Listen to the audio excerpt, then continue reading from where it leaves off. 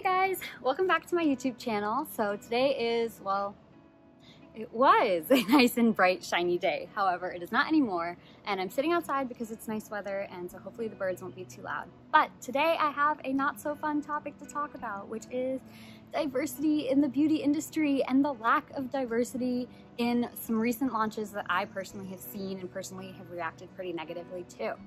So let's get right into it. This is like not a happy topic to talk about. However, I think it's really important to talk about, and the more people that choose to speak up about something like this, the more we can ensure that stuff like this does not happen in the future.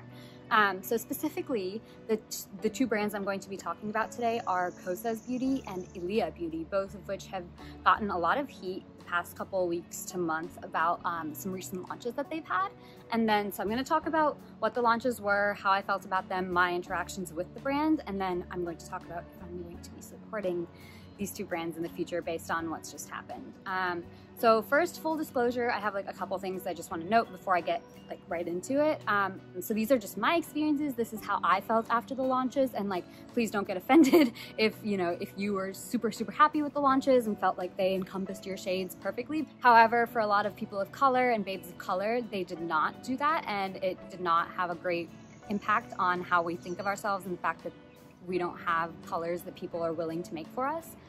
So these are just my experiences. And then second piece of disclosure, I have received PR from Kosas in the past. I'm not on their PR list, but I am an affiliate with them, which at the end I'll talk a little bit about if I'm going to continue that program just based on my own experience and my own choices with who I choose to support. And then second, for Ilia, I am not on their PR list. I have never been gifted anything by them. I also don't own any of their products. Like, I've never bought any with my own money. So this is not at all a video talking about like how nice the products are or how like great they are or whatever. It's just my thoughts on the recent launches and how I feel given the nature of their businesses. Okay, but let's get right into it. So I'm gonna talk about Kosas first, since that's the brand that hurt me a little bit more. So I have tried a good amount of Kosas products. Like, they sent me a huge PR package like a few months ago, and like their tinted face oil is like my favorite thing. Like, it is the only type of foundation that I will wear, if I wear foundation at all. I really like their blushes, as you saw in my last video, and I really like a lot of their other launches. But they came out with bronzers a few weeks ago, and there were 3 shades. 3 shades, the darkest of which, like, for me, would not even be bronzer. Like, that's not something that I would choose to wear to contour my face or anything. If I even choose to wear a bronzer, I would not use it to warm up my face. And I was just really disappointed in their launch, and the fact that they didn't consider that there are people that are darker than what the darkest color they offer was. And they showed it on a model who was like pretty dark. However, it looked orange on her. Like, it did not look like what a bronzer is supposed to look like on her. But I do want to talk a little bit about why this is such a big deal for Kosas specifically. So they have gotten to the level that they have gotten to because of influencer marketing. So me personally, I didn't know about Kosas or Ilia before I started my Instagram account, and I had never heard of them before, but the only reason I did hear of them later on was because they were like on my feed like every single day, like one product or another was on my feed from both of those brands. So Kosas is huge in terms of like influencer marketing. Like, they are like really big in like the beauty influencer sphere, and they send out a lot of PR packages. A lot of PR people are on their PR lists. I also am an affiliate with them, even though I'm not on their PR list. Sorry. And they also are a brand that preaches diversity. Like, that's like one of their big things. Like, if you go onto their website, they have a lot of like darker skin models. They have a lot of people with different skin tones and skin types featured. And I think that's a really great thing. And so when this bronzer launched, I was really disappointed, and I was even more so disappointed because they brand themselves as a diverse brand. And so when a diverse brand does something like this, where they're cutting out essentially a whole segment of their market that can't use their product because it wouldn't look good on them and it's not made for them, that's really rude. They're really rude. And I did not like that at all. So full disclosure, I haven't tried the bronzers. However, I haven't seen a single person on my Instagram feed, and I follow quite a lot of people, and especially like quite a lot of people of color. I haven't seen anyone like that is my shade or darker try out these bronzers, so I have no idea how they look on darker people. And I imagine that was like very, specific, that they chose to send out PR packages to people that were a little bit lighter so that they looked nice and bronzed when they put their products on. And so I was a little disappointed by that, honestly. Like, I think that if you're going to release a product and be a diverse brand and preach that like diversity is something that you're really interested in and passionate about, you shouldn't release your PR packages to people that are only a certain shade or lighter. I really didn't like how that was played out. But yeah, so those are my thoughts on the launch specifically. I guess at the end I'll talk a little bit about if I'm going to choose to support them. But I want to dive in and spend a little bit more time on the second brand that I'm going to talk about, which is Ilia Beauty. I'm really sad about this. Like, they had two, like, in my eyes, they had two big blunders, very, very like close together. So for some backstory, Ilia is another clean beauty brand. They're sold at Sephora with like the green leaf for them. Like, a lot of people really like their products. But they came out, I think, in the middle of March. I'm gonna check on this. In the middle of March with a line of concealers, and the darkest shade was like one shade darker than my skin, like probably not even. Like, so I reached out to them and I was like, hey, like, I saw your concealer release, like, it's 2020, please try to be a little bit more diverse and inclusive when you like launch new products. Like, there are a lot of people that won't be able to use your concealers because they're a little too light for their skin or a lot too light for their skin. And the first thing that they did, and this was all via Instagram DM, so take that how you will. The first thing that they tried to do was shade match me. I was first a little off put by that. Like, I was like, I know how to shade match my own skin, you know? So the first thing that they tried to do was shade match me, and they were like, oh, like, we'll find a shade for you, which, like, I'm not the darkest by any means of like the spectrum, you know? Like, there's so many people that are darker than me that would 100% not be able to find a shade that worked for them. So that was the first thing that they did. Then I was like, no, like, I'm not really looking to purchase this product myself. I just wanted to reach out and talk about like if there were more shades coming or anything, you know, like if there was going to be a future launch. And they were like, oh no, like the packaging is what's causing all of this like confusion. Like, it's a frosted bottle, and so the shades are actually darker than they look in the bottle. But I was like, you have shade, like you have like swatches on people's arms online. So I was like, okay, like maybe they just like responded to me that way, and like, you know, I was willing to shake it off and be like, whatever. But then two things happened. The first thing that happened was I went around and I actually asked some of my friends in the beauty community if they had reached out to Ilia and if Ilia had said anything back to them. And the crazy thing was they said the same stuff to them. And then in addition to a lot of people, Ilia said, oh, like, we haven't gotten any negative feedback yet about our shades, and we do think that they're very inclusive. Like, they weren't even willing to accept the fact that there are people darker than their darkest concealer shade. I think that's crazy. Like, I think that's so...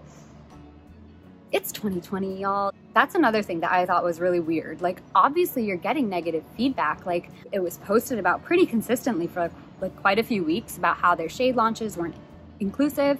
So I don't know how they got to the thinking that there weren't any negative responses to their shade launch. But again, I just like, at that point I was like, wow, like if they're not even willing to take the feedback and, you know, say, okay, we're going to work on it for our next launch, we're going to make sure that we're inclusive for our next launch, then that's not really a brand that I want to be working with. That's not a brand that I want to support with my dollars. But then they released bronzers like 2 weeks later, and the darkest shade is like it's like literally a highlighter on me. Like, I would use it as a highlighter on the high points of my skin, like right here, like where you're supposed to use like a lighter shade to make yourself like look all nice and contoured. That's what color it is. Like, it is not a bronzer for people that are like my shade or darker, and probably even for like a few shades lighter than me. Like, that's not a bronzer, that's a highlighter. And so I thought that was crazy. I was so annoyed about that. Like, you know, I'm not about cancel culture. I'm not going to say I'm going to stop shopping a brand just because they did one wrong thing. But to do two really, really offensive things within the span of a month is kind of crazy to me. Like, I think that that just shows that they're not actually invested in the people of color that buy their products, and I think that that's not really supportive. And there are so many other brands nowadays that you can choose to shop from that have inclusive color ranges that I've really loved are Vesca Beauty. They launched with 9 shades, I think, of bronzer, and the darkest one was actually dark. Like, it was for dark people, and it would be darker than their skin tone, so they could actually bronze with it. Mented Cosmetics, super cool. They, like, all of their shades and all of their products are like meant specifically for darker skin, but obviously they would look good on everybody, but they're meant to like not make people of color look ashy or dried out or like, you know, washed out. And then the third one, Fenty Beauty, obviously. Like, I think when Fenty released a few years ago with their 40 shade line from the get-go, that was when a lot of us realized that we don't have to be like second, like afterthoughts in terms of brand launches and product launches. Like, we can be represented immediately, and I think Fenty did a great job with that, and I think they're still killing it. Like, I just want to make it very clear that people of color should not be an afterthought or a release that comes after a lot of backlash. Like, it's not like, oh, we're going to release like some lighter shades right now for like our true target market and then like release some darker shades for like everybody else later. Like, no, if you're a diverse brand, you need to launch all the shades when you start. Either that or just don't launch the product if you can't make all the shades, you know? And so we should not be an afterthought. Like, my skin tone should not be like, oh, like, I forgot to include you in my initial launch, I'm going to include you later. Like, no, I don't, like, that doesn't make me feel good. That doesn't make me feel pretty. Like, that makes me feel like I'm too brown to like shop from your company, you know? And it's not great, and it's not a great marketing tactic, and it's not like what you should be doing right now. But yeah, those are just my thoughts. Let me see if I missed anything. Oh yes. Will I continue to support these brands? No, not really. It just made me really sad, honestly, like even more so than mad. So Kosas, I don't know, honestly. I really do swear by their tinted face oil. It's the only type of foundation I like. So I don't know if I'm going to purchase it in the future. I do have enough to like last me, you know, 7 or 8 more months. So we'll see what they do in the future. I think that if they were to come out with a shade range for like a new product that was very inclusive, I would, you know, forgive them a little bit. However, with Ilia Beauty, given the fact that I haven't tried anything from them, I haven't been on their PR list, and I did not receive a great response when I personally reached out to them and I saw how they treated a lot of the people in the beauty community, I don't think that that's a brand I'm going to be supporting. Yeah, it's just like how you choose to spend your money really matters, especially in this day and age when everything is social and a brand and you can clearly interact. So if they take our words to heart, if they take backlash from these launches to heart and, you know, make a change in a future product, like, that's really great for them. However, until I see that kind of a change in these brands, I personally will not be voting with my dollars, if that makes sense. I think that the more people talk about this and the more awareness people bring to these kinds of topics, and the more we call out brands to make sure that they're doing what's right for everybody and not what's right for like a very small population, I think that's just going to make the beauty community more inclusive, more diverse in the future, and I think that really matters. But times are changing, and I think brands really need to get used to the fact that if you're not going to be diverse and if you're not going to be inclusive, you're not going to make as much money as you should. And at the end of the day, it's all about money. Like, I'm a business student, I understand that. However, you're going to make more money if you're more diverse, you know, if you're more inclusive, because people really like that nowadays. And I think it's really important that we let brands know that. I can breathe. So those are my thoughts. Let me know what you guys think in the comments. Like, you know, I know that a lot of people swear by Kosas and Ilia and like love their products. And like, obviously I really love like Kosas products too. But I don't know, just let me know what you think. Let me know how you felt after these launches, if you felt annoyed or aggravated like I did, or if you thought that it was okay that they were planning on releasing more shades later. Just let me know. But that's all I have for today. I promise my next video will be a little bit more lighthearted. But yeah, don't forget to like, comment, subscribe, all the shebang, and I will see you all next time.